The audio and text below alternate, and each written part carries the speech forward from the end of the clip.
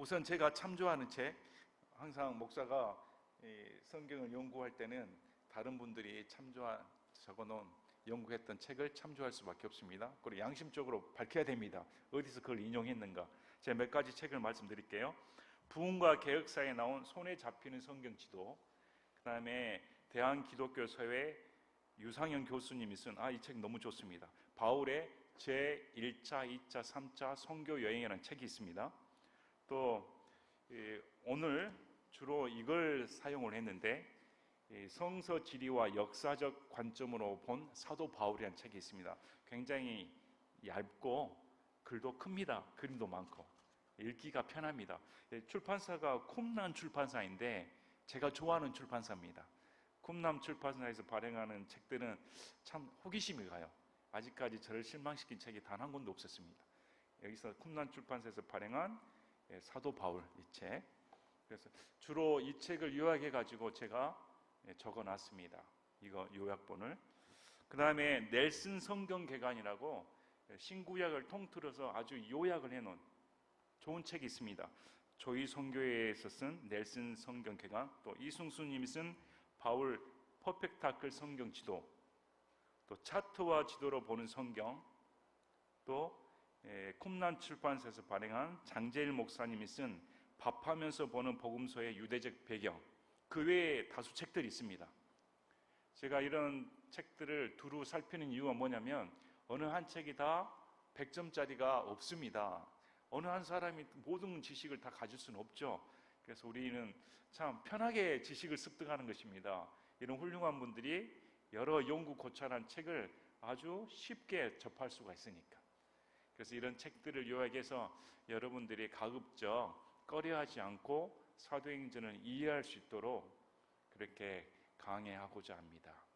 먼저 사도행전은 1장부터 28장까지 있는데 누가가 데오빌로 각하에게 예수님이 승천하시는 그 순간부터 로마까지 어떻게 복음이 들어가는가를 과정을 말을 해줍니다. 사도행전의 예수님의 말씀처럼 성령님께서 임하시면 너희가 그 권능을 받아 예루살렘과 온 유대와 사마리아와 땅끝까지 가서 복음을 전부한다. 그 순서로 되어 있습니다. 예루살렘, 그 다음에 온 유대와 사마리아, 로마까지. 결국은 예루살렘에서 로마까지의 여정을 다룬 책이 사도행전입니다. 그래서 예루살렘에서 복음이 로마까지, 마지막 사도행전 28장에 로마까지 복음이 들어갔습니다. 이렇게 무려 33년간의 역사를 펼친 책이 사도행전 28장인데 순서대로 나누면 1장부터 7장까지가 예루살렘에서 벌어진 사건입니다. 8장이 우리가 말하는 스데반의 집이 순교당한 이후에 핍박 때문에 예루살렘에 있는 성도들이 온 유대와 사마리아 전 지역으로 뻗어나갑니다. 그래서 8장을 보면 사마리아 지역에 복음이 들어갑니다. 그리고 남은 이방인 지역에 들어가기 위해 9장에 나온 사건이 사울의 회심 사건입니다. 이런 순서. 그 다음에 10장에 드디어 이 10장 전체를 가이사랴에 있는 이탈리아 백부장인 이방인인 고넬료의 회심 사건을 10장 전체가 다룹니다. 여러분 생각해 보시길 바랍니다. 10장 한 장을 통째로 고넬료의 회심 사건을 다룬 이유가 뭘까요? 이방인의 회심 사건입니다. 이건 엄청난 사건입니다.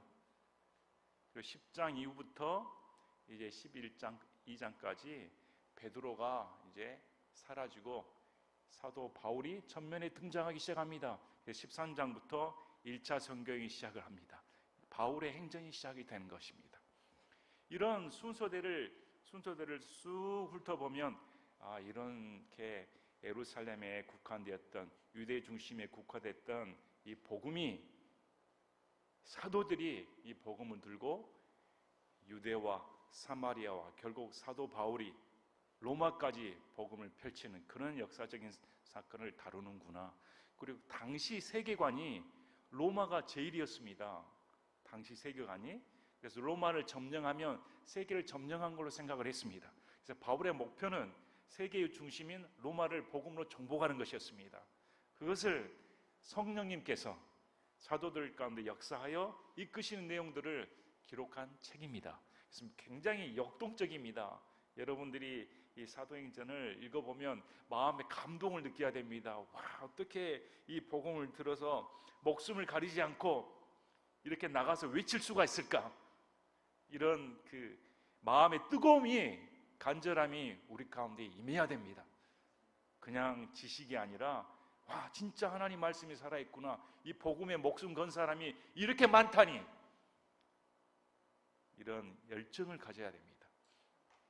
자, 우리의 가치관을 조금 깨우치기 위해 제가 슬라이드를 몇 개 준비했습니다. 그래서 이걸 준비한 이유는 이 상황을 모르면, 2000년 전의 상황을 모르면 나름대로 우리가 다 짐작을 합니다. 이건 이거일 거야. 마치 우물가의 여인처럼 하면 여러분 속에 우물은 어떤 우물입니까? 시골에 산 사람들은 이 돌무더기로 이렇게 쌓아놓은 그거 우물일 거야. 어떤 사람은 돌무더기 없이 그냥 땅에 파는 우물일 거야. 각자 우물이 다릅니다. 맞죠? 자기가 생각하는 우물이 성경의 우물인가? 나름 상상의 날개를 펼칩니다. 그래서 자, 성전이 무엇이었을까? 유대인들은 성전을 하나님처럼 모셨습니다. 얼마나 성전이 대단했길래 유대인들은 야, 예수님이 나타나도 무시해버렸습니다. 그래서 그들의 신앙 중심은 성전이었습니다. 이 성전이 어느 정도였을까? 성경에 나옵니다. 자, 보시길 바랍니다. 마가복음 13장 1절 2절 우리 한번 읽어보시죠. 오늘은 공부하는 시간이니까. 자,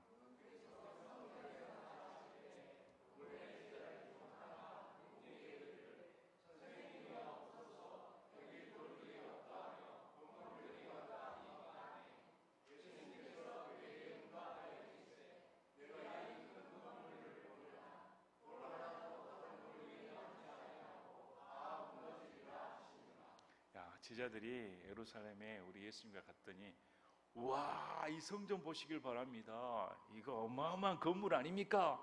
예수님, 이 건물 좀 보시길 바랍니다 했더니, 자, 예수님께서도 이 큰 건물을 보느냐? 건물이 보통 건물이 아닙니다. 여러분이 생각하는 2000년 전의 건물은 커봤자 어느 정도로 생각합니까? 커봤자 2000년 전에 뭐 다 초가집 살고 70년 되는 만 해도 우리 한국에 다 초가집이 들르리 했는데, 맞죠, 양현 선생님? 그러면 2000년 전에 생각하면 무슨 초가집도 아니고 무슨 멍석 깔고 살고 있었을까? 거기에 무슨 큰 건물, 이렇게 생각하죠. 예수님도 야, 이 큰 건물인데 돌 위에 돌도 남지 않는다, 무너진다. 이 제자들의 머릿속에는 그 무너지는 걸 상상할 수 없는 정도의 큰 건물입니다. 자, 그 다음 보실까요? 요한복음 2장에 우리 예수님께서 말씀하시죠. 이 성전을 자기가 무너뜨리겠다, 그리고 사흘 만에 내가 다시 짓겠다, 이렇게 말씀합니다. 그래서 유대인들이 이르되 이 성전을 짓느라 몇 년 걸렸습니까? 46년이 걸렸는데 네가 그것을 사흘 안에 세우겠느냐? 야, 이 그 건물을 1, 2년도 아니고 46년에 걸쳐서 지었는데 너 같은 자가 부쉈다가 사흘 만에 세운다고? 도저히 믿을 수 없다. 나중에 제자들이 이는 이 건물을 말씀한 게 아니라 성전된 자신을 가리킨 것이다. 죽으시고 부활하는 거, 그렇게 말씀하셨죠. 그래서 예수님의 관점은 건물의 웅장함을 보시는 것이 아닙니다. 마음이죠. 근데 이 종교적인 사람들, 종교적인 행위에 빠진 사람들은 건물이나 이런 웅장한 거, 거기에 매료됩니다. 엄숙한 분위기, 종교심을 자극합니다. 복음하고는 전혀 상관없습니다. 자, 유대인들도 46년이나 지은 건물이다, 이렇게 말씀을 합니다. 그 다음 볼까요? 자, 마귀가 시험을 하는데 거룩한 도시로 데리고 올라. 이 거룩한 도시는 예루살렘입니다. 성경에서는 거룩한 도시 하면 예루살렘입니다. 올라가 성전 꼭대기에 그분을 세우고, 성전 꼭대기에 세웠습니다. 그리고 떨어져 봐라. 그러면 천사가 탁 붙잡아줘, 이렇게 시험을 하죠. 그러면 성전 꼭대기는 얼마 높이였을까? 여러분, 성전 꼭대기면 큰 건물, 성전? 지가 커봤자 이거 몇 미터일까? 여러분은 몇 미터로 생각하십니까? 10m? 야, 10m 아찔하죠? 3층 높이인데 몇 미터? 100m요? 뭐 63빌딩입니까? 100m? 너무 크게 부르셨습니다. 당시 100m를 어떻게? 자, 그러면 한번 우리가 저마다 상상하는, 제가 계속 크다 이렇게 하니까 이제 집어낸 것 같아요. 이제까지는 한 10m 생각했는데 목사님이 계속 크다 하니까 한 100m 하면 되겠다 이렇게 생각하신 것 같아요. 그 다음 한번 보십시다. 그림을. 자, 휘장에 대해서 나옵니다. 이 성전 안에 있는 휘장은 어느 정도일까? 성전의 휘장이 위에서부터 아래까지 둘로 찢어졌더라. 여러분이 생각하는 성전 휘장은 커튼을 말하는데, 그럼 커튼은 어느 정도일까? 위에서부터 아래까지 찢어졌다고 하는데 여러분이 생각하는 휘장의 두께와 크기는 어느 정도일까?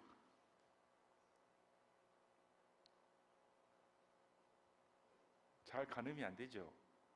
머릿속에서 가늠이 안 됩니다. 상상을 한번 해볼 수는 있는데, 자, 내가 생각하는 상상과 사실은 다를 수가 있습니다. 사실은 사실입니다. 내가 멋대로 생각한다고 해서 그 사실이 내가 아는 사실이 될 수는 없습니다. 자, 어느 정도인가 보겠습니다. 자, 이게 모형도입니다. 성전의 모형도. 당시 성전의 모형도. 사람 크기가 어느 정도입니까? 그러면 저기 그 테두리 빼고 저기 지성소와 송소가 있는 곳인데, 자, 이 정도 크기입니다. 또 지성소와 송소 높이와 너비가 어느 정도인가? 50m입니다. 저 지금, 자, 보실까요? 넘겨보십시오. 넘겨보면 옆에 100큐빅 100큐빅입니다. 100큐빅이면 거의 47점 몇 센치 정도 되는데 약 50m입니다. 그러니까 지성소와 송소 공간만 해도 50m, 50m입니다. 그러면 테두리까지 하면 이게 언뜻 봐도 150m 되겠습니다. 어느 정도 크기인가 짐작이 되십니까? 그러면 마귀가 성전 꼭대기에 예수님을 딱 올려놨을 때 몇 미터 높이입니까? 50m입니다. 지금 약 15층 높이, 15층 높이에 이렇게 하죠. 우리 나중에 한번 언급을 할 기회가 있는데, 예루살렘 회의할 때 예루살렘 교회의 지도자가 예수님의 동생 야고보입니다. 당연히 베드로가 지도자가 되어야 될 텐데 왜 야고보일까? 여기에는 몇 가지 추측이 있습니다. 첫째, 베드로가 배반하여서 나는 지도자 맡을 자격이 없어, 이럴 수도 있고, 두 번째, 당시 대제사장 제도도 이렇게 혈연 관계인 것처럼 예루살렘의 지도자는 역시 예수님의 혈통인 저기 야고보가 하는 게 낫다, 이런 주장을 하기도 합니다. 아무튼 거기 보면 예루살렘 교회의 지도자가 야고보가 나옵니다. 근데 예루살렘 이 지도자 야고보가 결국은 저 성전 꼭대기에서 유대인들이 밀어 순교를 당합니다. 떨어져서. 이렇게 전해지고 있습니다. 높이가 무려 15m입니다. 50m입니다. 여러분 생각하고 다르죠? 성전이 저렇게 컸구나. 그러면 우리가 유대인들이 이렇게 성전을 신성시했구나. 헤롯 대왕이 에돔 출신입니다. 이둠의 족속 출신이어서 유대인이 아닙니다. 그래서 그들은 유대 왕으로 났을 때 유대인들이 가장 원하는 성전을 환심사기 위해 무려 46년이나 걸쳐서 이렇게 지어준 겁니다. 그래서 이 굉장한 건설업에 능했던, 건축에 능했던 헤롯 대왕이 지은 성전인 만큼 그 규모가 웅장하였습니다. 그러니까 이 성전을 멸시한다든지 이 성전을 대항한다든지 이것은 감히 상상할 수 없는 일입니다. 그래서 예수님께서 성전보다 크다 말을 해버리면 유대인들은 당장 돌로 쳐, 이렇게. 이해가 되십니까? 성전이 이렇게 컸구나.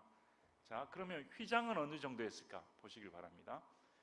자, 이건 밥하면서 보는 복음서의 유대적 배경, 장제일 목사님이 쓴 글을 제가 인용한 것입니다.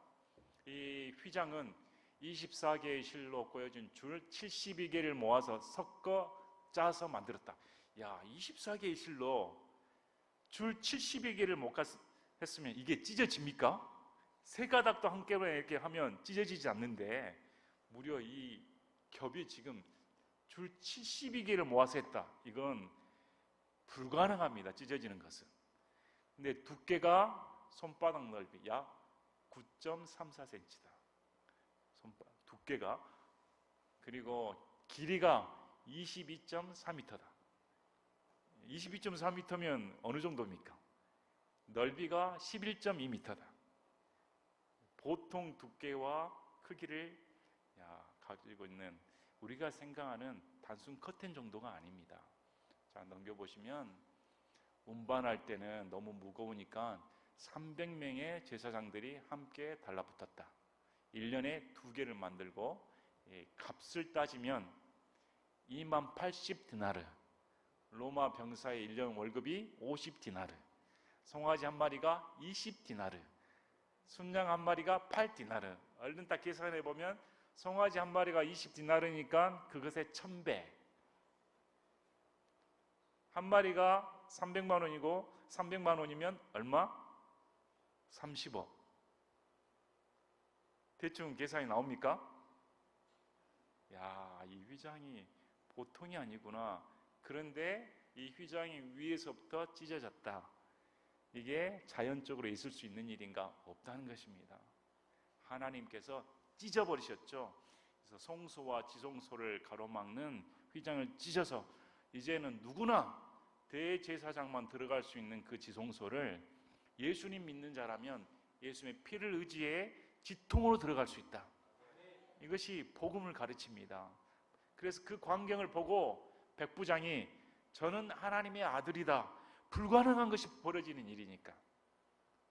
우리 그래서 성소의 크기, 성전의 크기, 휘장의 정도를 파악을 하면 우리가 하는 이 성경이 더 객관적으로 다가오는 것입니다. 자, 그리고 그 다음 보시겠습니다. 이 그림을 보면 그 유대인의 일반 집 그리고 포도즙 틀을 제가 그림을 하나 가져왔습니다. 제가 말씀드렸죠. 70년대만 해도 초가집이 많았다고. 그러면 유대인들이 사는 집은 어땠을까? 저 정도였습니다. 우리 흔히 말하는 오순절에 마가의 다락방 이렇게 나옵니다. 마가의 다락방에서 기도를 했다. 약 120여 명이. 그러면 여러분 120여 명이 다락방에 있을 여러분 집 있습니까 지금? 여러분의 집에 120명을 데리고 있으십니까? 없죠? 그러면 마가 집이 보통 부자가 아니구나. 야, 그 정도에 120명이 데리고 있으면 저번에 우리 그 경복궁인가 가면 조선시대에 우리 문화유산 해가지고 2층 목조 건물 다 이렇게 자랑스러워. 조선시대 2000년 전에 저런 집을 짓고 살았는데 2000년 전에 성전이 저 정도인데 문화가 다르죠. 네. 자, 그 다음 볼까요? 자, 이게 회당입니다. 이 사도행전을 보면 회당이 나옵니다. 회당. 항상 사도 바울은 회당에 들어갑니다. 회당이 존재하는 이유는 바벨론 포로 생활 때 성전이 없습니다.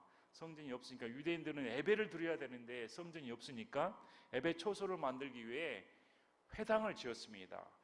유대인 성인 남자 10명 이상이면 회당을 지어서 거기서 예배를 드리고 하나님을 찬송하고 말씀을 선포하며 낭독하고 교제를 나누었습니다. 이런 회당. 그래서 사도 바울은 항상 이방 지역에 갔을 때 제일 먼저 들린 곳이 유대인의 회당으로 들어갔습니다. 왜? 회당은 하나님의 말씀을 선포하기 좋은 장소니까. 그래서 이 회당이 이렇게 생겼다고 예상도입니다. 저 정도로 생겼구나. 이렇게. 회당의 주요 업무는 종교적인 업무나 예배 업무나 또 우리 옛날에 해외 동포들 보면 교회를 통해 직업을 알선하죠.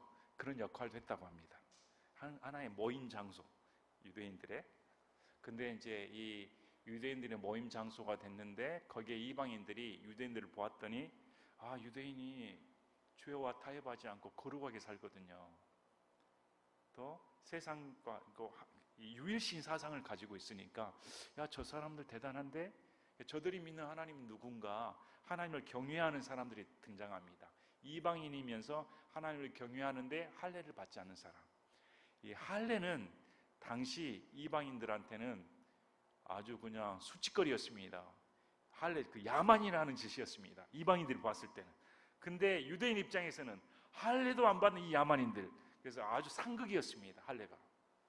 그래서 이 할례가 그렇게 큰 문제였습니다. 이방인들은 할례를 하면 다른 사람들로부터 따돌림을 당하니까 할례만큼은 안 하겠다. 근데 유대인들이 믿는 하나님은 내가 믿겠다. 이런 하나님을 두려워하는 사람들, 경외하는 사람들이 회당에 모여들었습니다. 그들도 말씀을 듣고. 그래서 사도 바울이 회당에서 말씀을 전할 때 이 하나님을 두려워하는, 경외하는 이 이방 사람들도 들을 수 있는 좋은 기회였던 것이죠. 가는 곳곳마다 이 회당을 들렸습니다. 자, 다음 보실까요? 이게 당시 로마시의 전경입니다. 잘 와닿지 않습니까? 경기장들 보이고 2000년 전에 로마의 도시가 어느 정도 발달되었는가, 저 정도였습니다. 그러니까 참 굉장히 번영한 제국이었죠.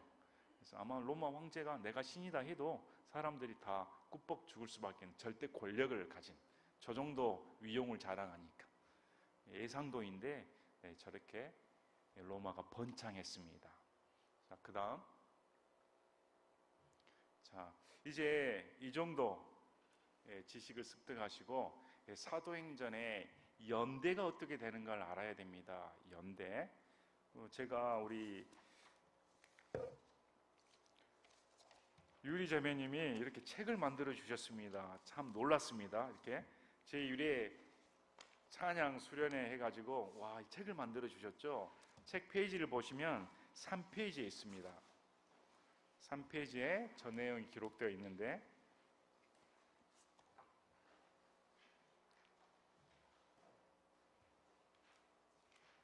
밴드에도 글을 올려놨기 때문에 여러분들이 다 읽어보셨을 것입니다. 사도행전의 연대가 어떻게 되는가? 사도행전은 정확한 역사서입니다. 소설이 아닙니다. 신화가 아닙니다. 정확한 역사서이기 때문에 현대 역사의 내용과 일치를 합니다. 그게 사도행전 18장 12절이 기준이 됩니다. 사도행전 18장 12절에 사도 바울이 2차 선교여행 때 고린도에 가는데, 그때 갈리오가 아가의 총독이 되었을 때 이렇게 나옵니다. 그때가 AD 51년입니다. 이게 사도행전의 기점입니다. 역사적인 AD 51년. 그러면 여기서부터 계산을 합니다. 이 시점이 바울의 2차 선교여행 중인 고린도 사역이니까 고린도 사역이 약 2년간 이루어지죠.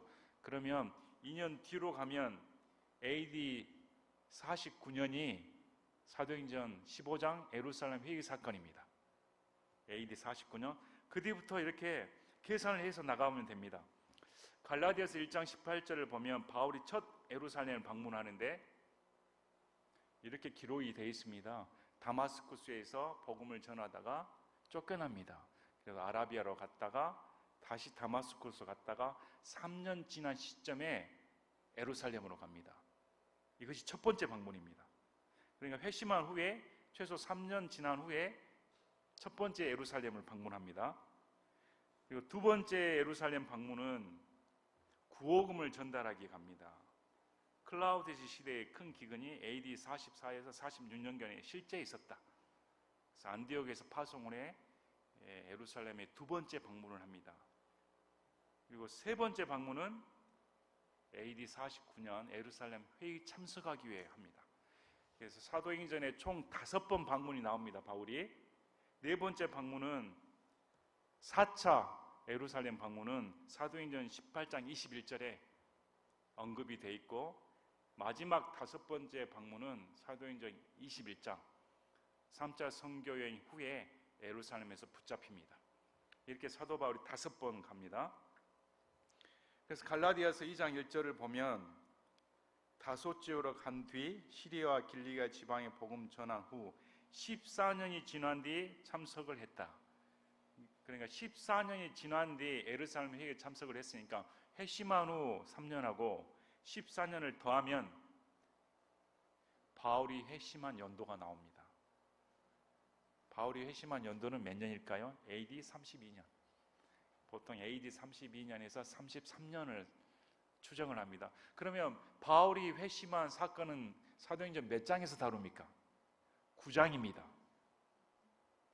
그러면 예수님은 언제 승천하셨습니까? AD 30년입니다. 결국 그러면 1장부터 9장까지 몇 년이라는 기간입니까? 2년입니다. 2년입니다.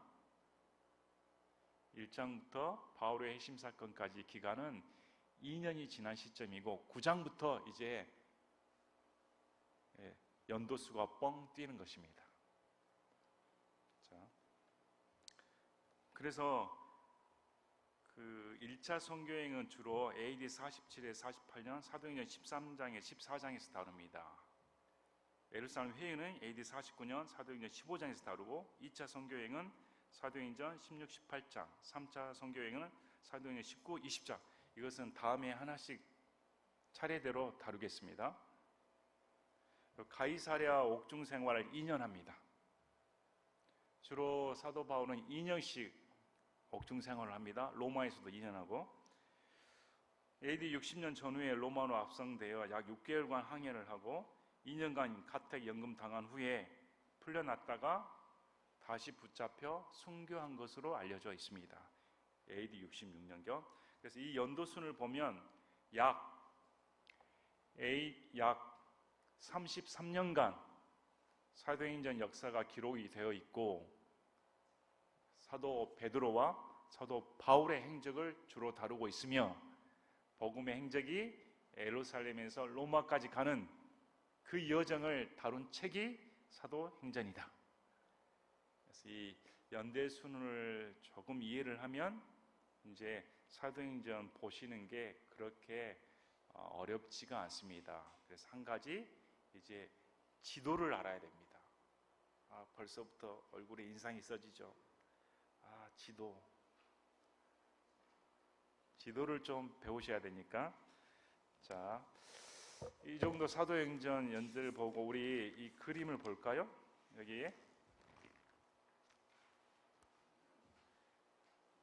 여기 보시네. 헤롯 왕국의 분할해서 나오는데 두 개만 중요하니까 일단 두 가지만 보겠습니다. 보라색으로 갈릴리 지역을 다스리는 왕의 이름이 뭡니까? 헤롯 안티파스입니다. 보면 여기에는 안디바가 받은 땅, 헤롯 대왕이 죽은 후에 갈릴리를 다스리는 왕이 헤롯 안티파스입니다. 그러면 갈릴리를 다루는 헤롯 안티파스는 성경에 어떻게 나오는가?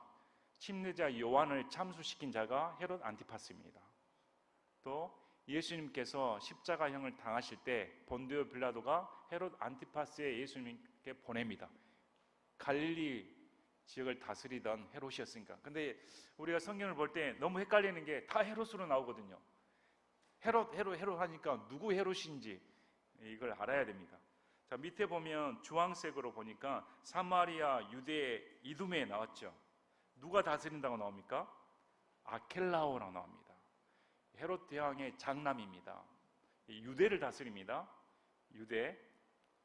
근데 이제 헤롯 대왕이 죽은 후에 AD 4년, 6년 이렇게 짧은 기간 유대를 다스리는데 이 사람이 얼마나 악독했던지 마태복음 2장 22절에 보면 이집트로 피신했던 요셉과 마리아가 지시를 받고 다시 이스라엘로 돌아오려고 하는데 당시 헤롯 대왕이 죽고 아켈레오가 다스려서 두려워했다 이렇게 나옵니다.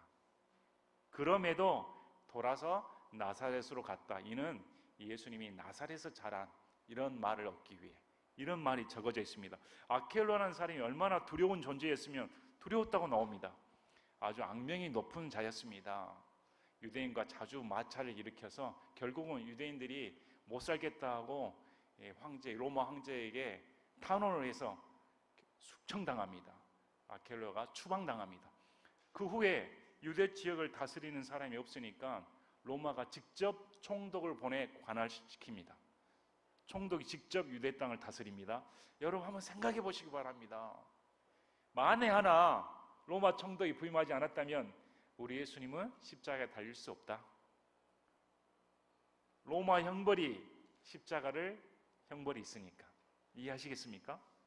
예수님은, 우리 하나님은 그것까지 다 알고 계셨다. 이런 역사적인. 그래서 우리 뒤에 보면 헤롯 가문의 통치자들 이렇게 나옵니다. 헤롯 가문의 통치자들 보니까 헤롯 대왕이 있고, 헤롯 아킬레오 있고, 빌립이 있고, 헤롯 안티파스가 있고, 헤롯 아그리파 1세, 아그리파 2세. 갑자기 머리가 아파지죠? 이거 어떻게 해야 되나? 아주 아파집니다. 네. 자, 사도행전에서 나오는 헤롯은 두 사람이 나옵니다. 헤롯이 사도 야고보를 죽인 헤롯이 나옵니다. 이 사도 야고보를 죽인 헤롯이 헤롯 아그리파 1세입니다. 헤롯 아그리파 1세. 또 사도 야고보를 죽이고 사도행전 12장에서 지가 교만하여 하나님께서 벌레 먹여 죽여버립니다. 그 아들이 아그리파 2세입니다. 또 이 아그리파 2세는 아그리파 왕으로 불리고 사도행전 26장에 사도 바울이 아그리파 왕 앞에서 변론을 합니다. 그래서 이런 이 헤롯에 대해서도 조금 공부를 해보시면 많은 도움이 되시리라 생각을 합니다.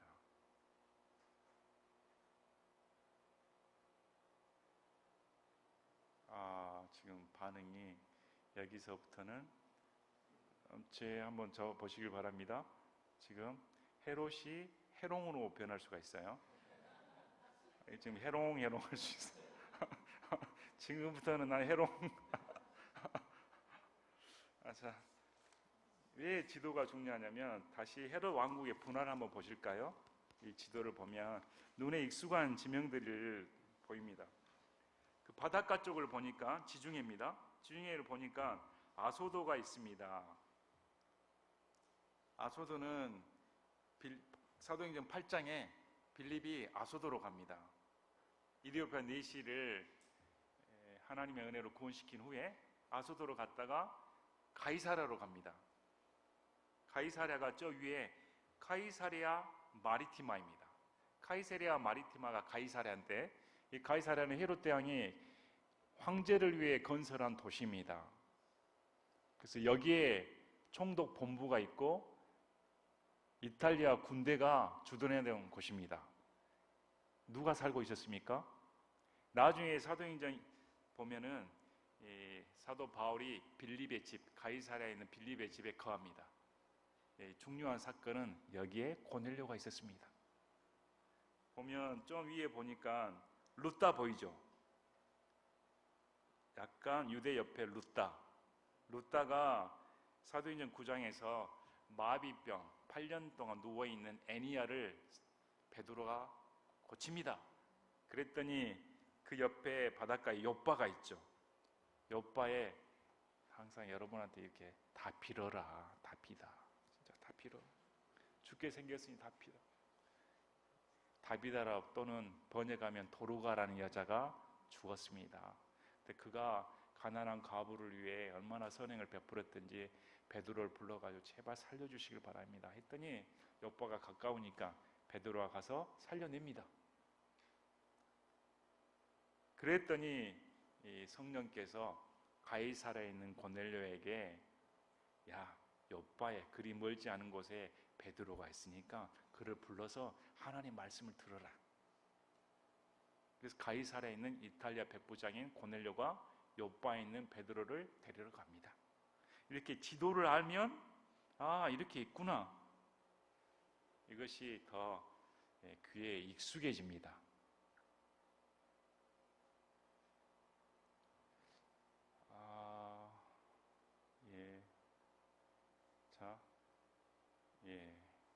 어느 정도, 그래도 눈빛이 똘남똘남하신 분들이 몇 분 계세요. 아직까지는 괜찮습니다. 아직까지는 그래, 밀고 나갈 수가 있어요. 아직까지는. 그 다음 볼까요? 자, 영상 띄워주시죠. 그 다음 보고 넘기실까요? 아까 했고 넘기시고 또 넘기시고. 자, 보시기 바랍니다. 방금 보니까 1장부터 28장까지 보셨죠? 1장부터 7장까지가 예루살렘에서 벌어진 일이고 8장이 유대와 사마리아, 9장부터 바울의 핵심 사건과 더불어 이것이 이방인 지역으로 나가는 그런 발판의 계기를 삼는다고 분명히 말씀드렸습니다. 그래서 이걸 이렇게 한 겁니다. 1장부터 8장까지 교회의 능력과 교회의 성장, 유대인이 주체고 그 다음에 확장인, 사마리아인, 그 다음에 이방인, 이렇게 여기는 나눠놨습니다. 예루살렘, 유대, 사마리아, 땅끝까지 증거. 자, 이렇게 되어 있습니다. 좀 일목요연하게. 자, 다시금 여러분께 제가 1장부터 28장까지 조금 더 요약해서 말씀을 드리겠습니다. 자, 1장에서 예수님이 승천하시면서 성령 침례를 받아라. 그래서 막 기도하고 있다가 2장에서 성령 침례를 받고 베드로 설교를 통해 3,000혼이 구원을 받습니다. 3장, 4장, 5장, 6장을 보면 전부 다 예루살렘에서 공동 사역을 일으키고 유대인들과의 마찰이 벌어집니다. 이제 공회에서 베드로를 죽이고자 해도 못 죽이죠. 이런 마찰은 결국은 스데반의 죽음으로 이어집니다. 그걸 전조 증상을 보여줍니다. 6장에서 7명을 선출해가지고 거기에 맨 처음 나온 이름이 스데반 빌립입니다. 아, 스데반과 빌립이 중요한 인물이구나 우리에게 암시를 해줍니다. 7장에 가니까 스데반이 붙잡혀서 공회에서 말을 하는데 신성모독했다고 돌 맞아 죽습니다. 바로 옆에 사울이 있었다. 이게 7장입니다. 7장 사건은 뭘 암시합니까? 결국은 예루살렘을 떠난다는 것입니다. 그래서 8장에서 이 핍박이 더 심해지니까 예루살렘에 있는 성도들이 온 유대와 사마리아 전 지역으로 퍼져나가 빌립이 사마리아에 가서 복음을 전하고 또 이디오피아 내시가 구원을 받고 9장에서 드디어 이방인에게 복음을 전할 대사도 바울의 회심 사건이 어떻게 되는가? 9장에서 사도 바울이라는 그 인물이, 자, 바울은 헬라식 이름이고 사울은 히브리식 이름입니다. 사울이 겸손하여 바울이 했다 이런 말은 거짓말이고 사울이 바울입니다. 히브리 말로 사울아 사울아 이렇게 말씀하시잖아요. 히브리 말로는 사울이고 헬라 말로는 바울입니다. 그래서 이 사울의 회심 사건, 바울의 회심 사건이 9장에 이루어지고 그리고 이제 9장, 10장에 고넬료 사건을 주죠. 왜? 이 고넬료 이방인 사건을 중요시해서 결국은 이방인 중심으로 간다는 걸 보여줍니다. 그래서 11장, 12장, 12장에서 이 사도 베드로가 퇴장합니다. 타락은 극대화되고 12장 사건에서 헤롯 아그리파 1세가 사도 야고보를 죽여버리죠.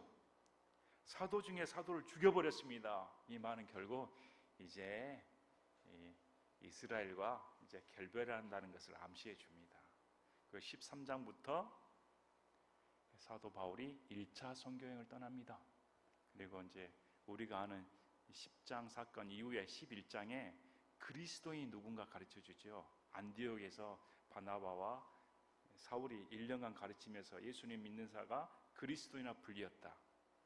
결국은 이제 이방인 지역에서 믿는 자라 하면 그리스도인으로 불리운다는 걸 우리에게 가르쳐 줍니다.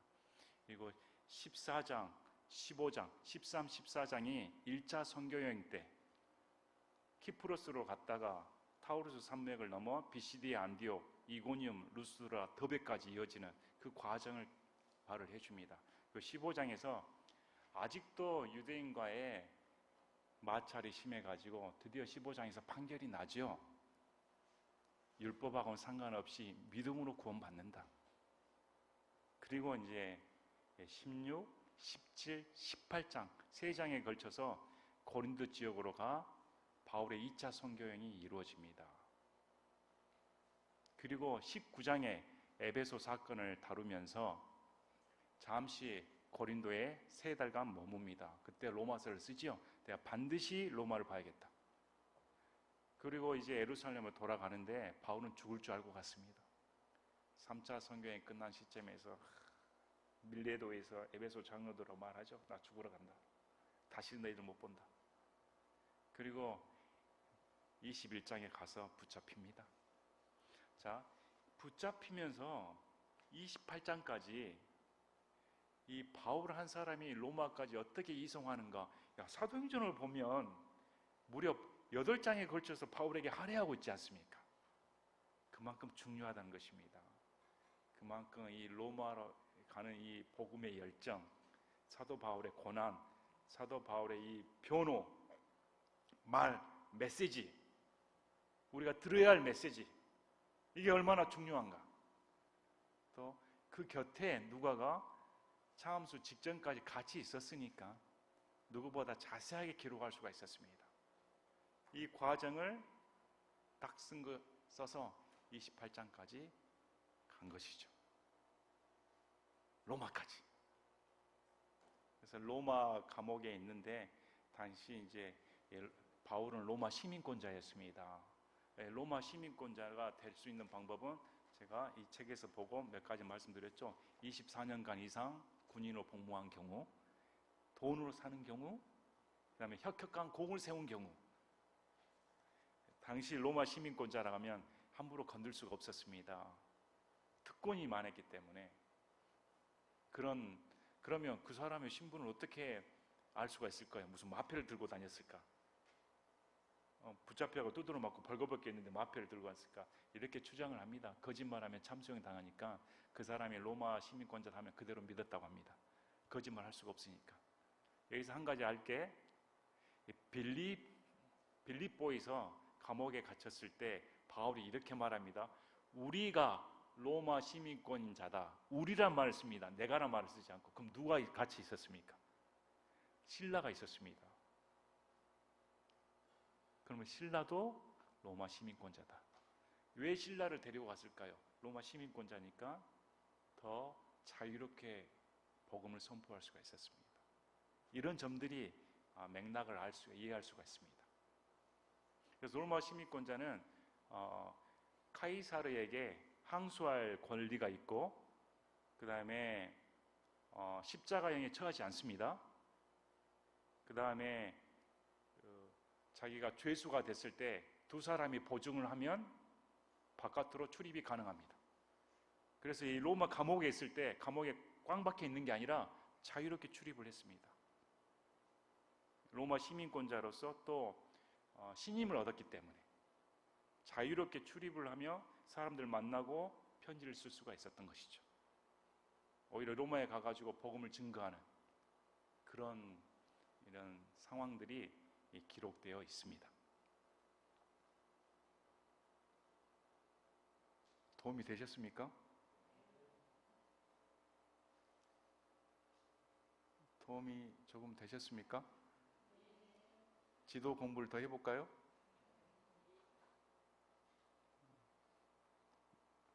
종환 형제님, 도움이 많이 되셨을까요? 그래서 이제 주요의 인물들을 살펴보면 참 사도행전만큼 역동적인 게 없습니다. 거기에는 교리가 다 있습니다. 교리가 다 들어가 있고 내용이 다 들어가 있고 어떻게 기독교가 탄생했는가, 유대교의 종교적인 자들의 종교적인 열심이 얼마나 위선적이고 심판받을 수밖에 없는가. 하나님께서는 오로지 믿음으로 구원시킨다. 복음이 편만하는 이 믿음으로 구원받는다는 것이 얼마나 큰 은혜인가. 아울러 오늘날 시대에도 사도행전에서 안디옥에서 제일 먼저 한 일이 뭡니까? 가르치는 거였습니다. 다소에 있던 바울을 바나바가 찾아가서 데려옵니다. 훌륭한 성경 교사니까. 그래서 1년간 가르칩니다. 너무 흥황하게 그리스도나 불리우는, 너무나 수많은 사람들이 복음을 듣고 구원 받으니까 이방인이 구원 받으려면 할례 받아야 되지. 할례 가지고 따지고 들었죠. 이런 사건들이 기록되어 있는 것이죠. 그래서 이제 이렇게 그들이 제일 먼저 한 게 또 바나바와 바울을 불러 선교시키지 않습니까?